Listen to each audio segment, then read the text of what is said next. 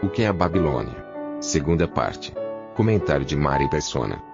E lá em Mateus, que é o ponto que eu ia falar, só que eu dei uma volta enorme aqui, no versículo 26, o versículo 25 fala: dormindo os homens, veio o seu inimigo, semeou o joio no meio do trigo e retirou-se. O versículo 26, eu vou ler na versão atualizada, porque ela é mais clara aqui.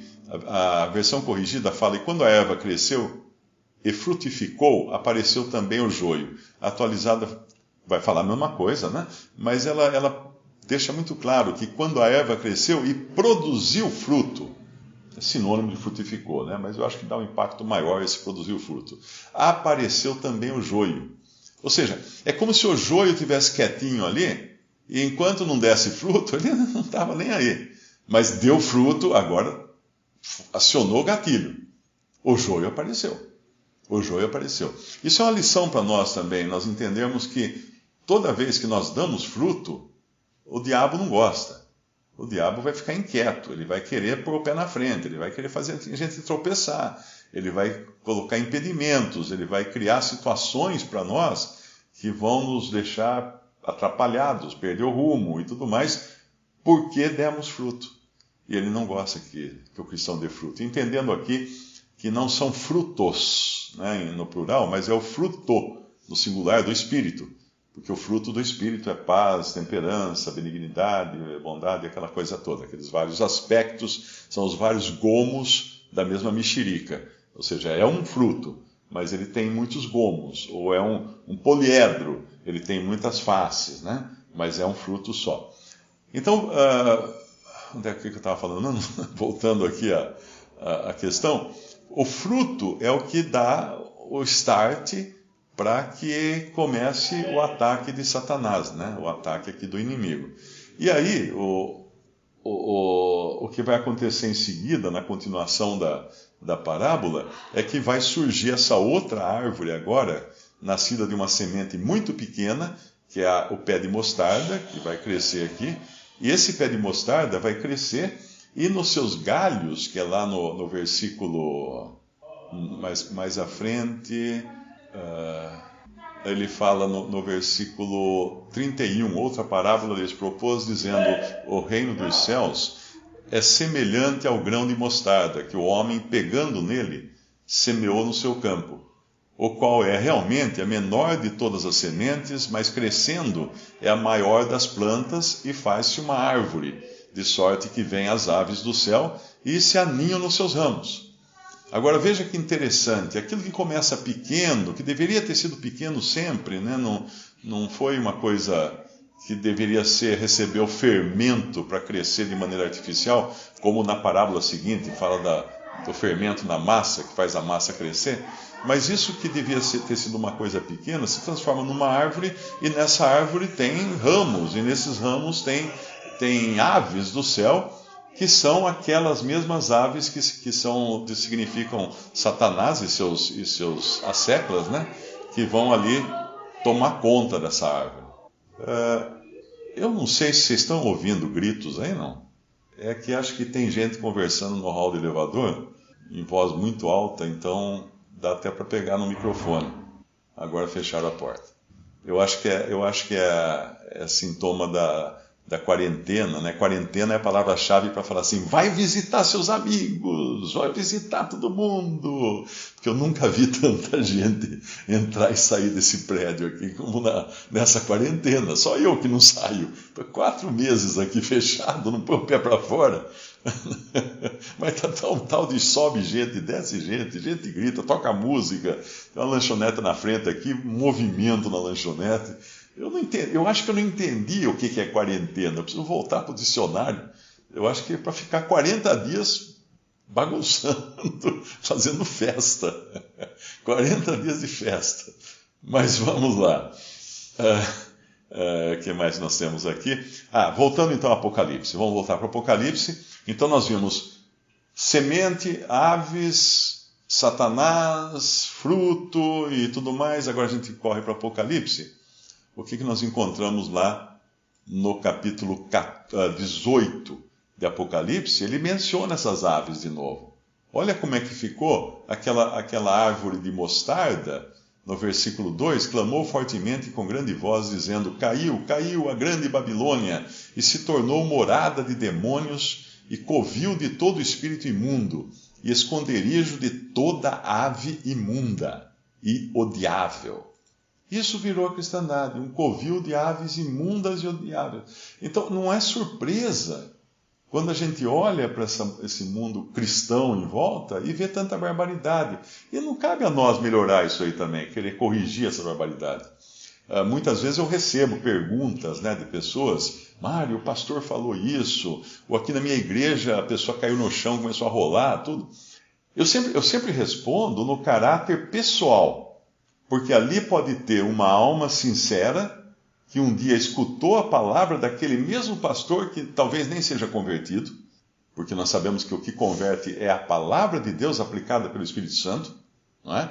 E essa alma está em dúvidas. E alguém precisa socorrê-la, né? Alguém precisa responder às suas dúvidas. Mas de maneira nenhuma a ideia é tentar arrumar o sistema. Arrumar lá, fala para o seu pastor que ele está errado, que ele tem que mudar, você está caindo do lado direito, cai do lado esquerdo. Não é nada disso. É totalmente fora disso. Mas almas são preciosas aos olhos do Senhor. E Ele está agindo também no meio cristão, no meio da cristandade. Tanto está que, se não fosse assim, nós não teríamos carta às 7 igrejas, teríamos cartas 2 ou 3 no máximo, né? A Efésios, a segunda lá, que eu esqueci o nome agora, e Filadélfia. Para que as outras cartas, então, se as outras representam a cristandade caída, a cristandade deteriorada, né? Mas não, o Senhor reconhece que existe um testemunho na terra, e esse testemunho inclui todos. Inclusive aquela versão ou aquela época em que tem uma Jezabel lá mandando, né? Que é a mulher que mandava no marido.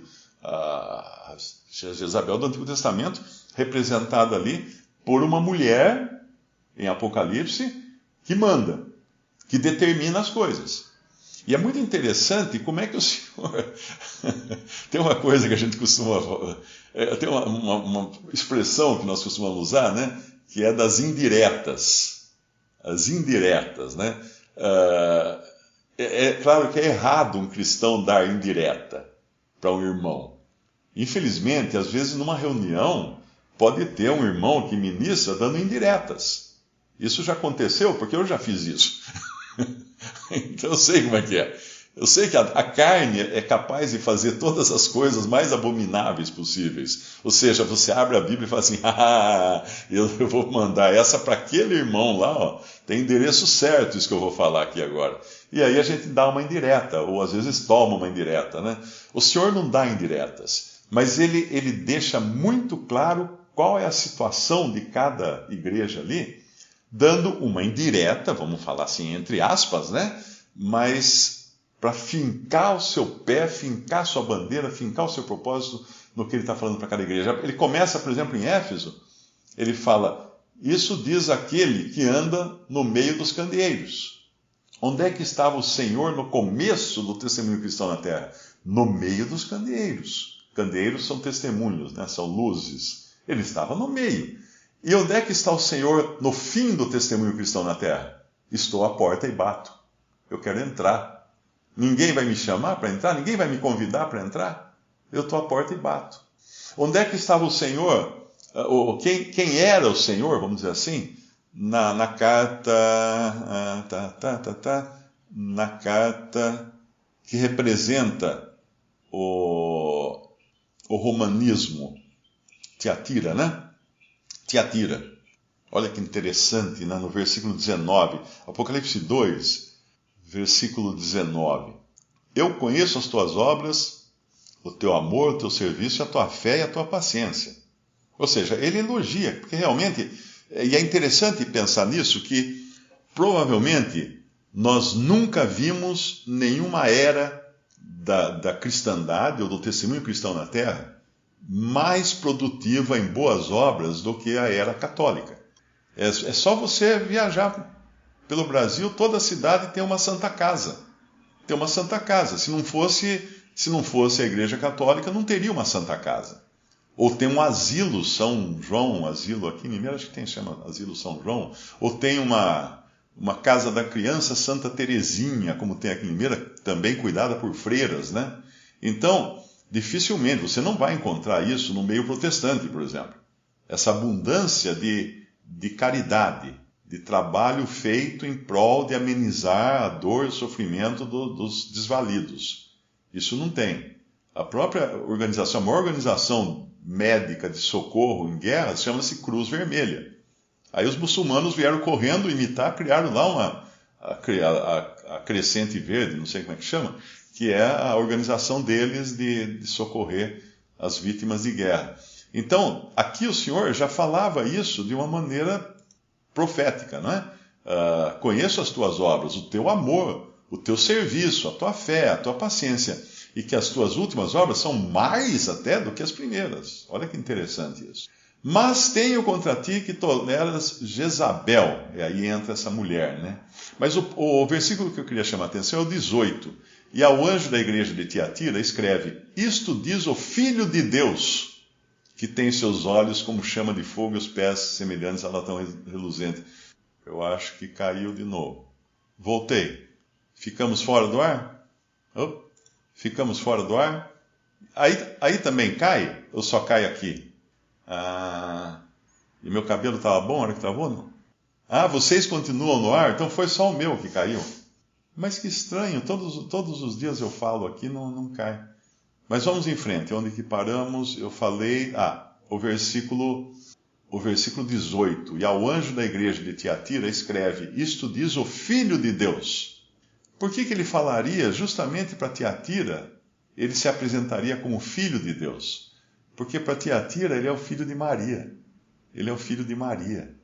Toda a doutrina mariana está construída em cima de o Senhor Jesus ser um serviçal obediente a Maria. Então, você quer receber uma bênção? Peça para Maria, que ela vai falar com o filho dela, e o filho dela é muito obediente, não vai deixar de atender sua querida mãe, Maria ou Nossa Senhora do sistema católico romano.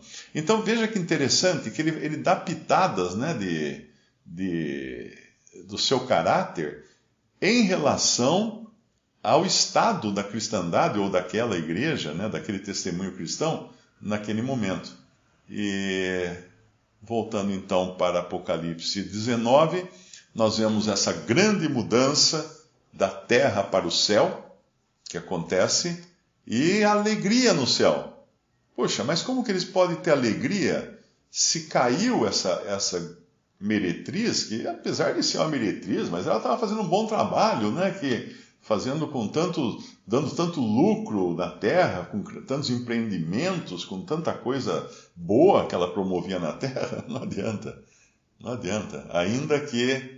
Ainda que promovesse tudo com ouro, com prata, com pedras preciosas, que inclusive faz parte do comércio dela. Se a gente lê na lista de produtos, esses produtos estão ali incluídos. No capítulo 18, esses produtos estão incluídos nas coisas que ela faz. E, inclusive, as festas, né? Tem a voz de arpistas no versículo 18, versículo 22, de músicos, flautistas, trombeteiros, arte.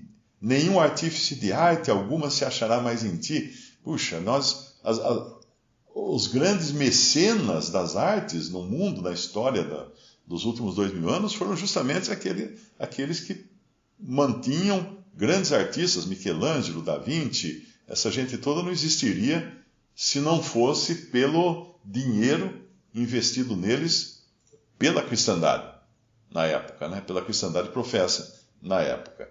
E aí ela continua no versículo... Onde que era que falava? Aqui, no versículo 12, fala das mercadorias: ouro, prata, púrpura, linho, escarlata, madeira, mármore, perfume, mirra, cará. O final do versículo 13, olha que interessante. Como é que pode estar no meio dessa mercadoria toda? Almas de homens. Almas de homens. Porque almas de homens é o principal produto da religião. Produto no sentido maligno, né, da religião é negociar almas e homens. Negociar almas e homens, porque é isso que a religião faz. A religião é muito parecida com... A religião, quando eu falo religião, né, a religião no sentido institucional, ela precisa de gente. Então ela promove coisas que atraiam pessoas. Eu costumo dizer que muita gente não sabe, né, qual que é o produto da imprensa. O que jornais vendem? Ah, o jornal vende propaganda. O que TV vende? Ah, a TV vende propaganda, né? Se sustenta a base de propaganda. Não, eles não vendem propagandas. Os jornais, as revistas, as TVs vendem pessoas, seres humanos. Esse é o produto. Ele chega para um anunciante, um fabricante de perfume, e fala assim, olha, eu tenho aqui 50 mil mulheres que usam perfume. Você quer comprar essas mulheres? Então custa tanto para você anunciar na minha revista. Eu tenho aqui 50 mil homens que gostam de futebol. Você quer anunciar seus produtos esportivos? Então eu vendo para você esses 50 mil homens, isso chama-se audiência, né? Eu vendo essa audiência para você. E a religião, ela vende audiência também, ela negocia audiência. Ela tem que trazer pessoas, porque as pessoas, quando fazem a roda, continuar virando. Por isso que nós vemos lá numa outra passagem, o apóstolo alertando os cristãos, dizendo assim, farão negócio de vós, farão comércio de vós. Como farão comércio de vós? Porque eles vão fazer isso, não. Vão usar as pessoas como fonte de lucro, fonte de renda, e vão até às vezes vender pessoas, né? Porque numa época de eleições, como é que funciona o comércio das almas nas eleições? É muito simples. Para um candidato a qualquer cargo eletivo, governador, prefeito, presidente da república, senador, deputado, ele precisa de gente. Para ele convencer um eleitor é muito complicado, e um a um, né, fazer corpo a corpo, de um a um, é complicado. Então o que ele faz? Ele faz associação com pastores, porque cada pastor tem lá 10, 20, 30, 50 mil ovelhas debaixo do cajado dele. E quando ele abre a boca, fala, vocês vão votar nesse, que é um candidato de Deus, alguma coisa, pronto. Todo mundo vota nele. Então, eles estão vendendo também.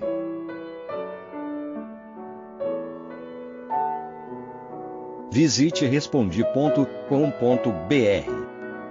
Visite também 3minutos.net.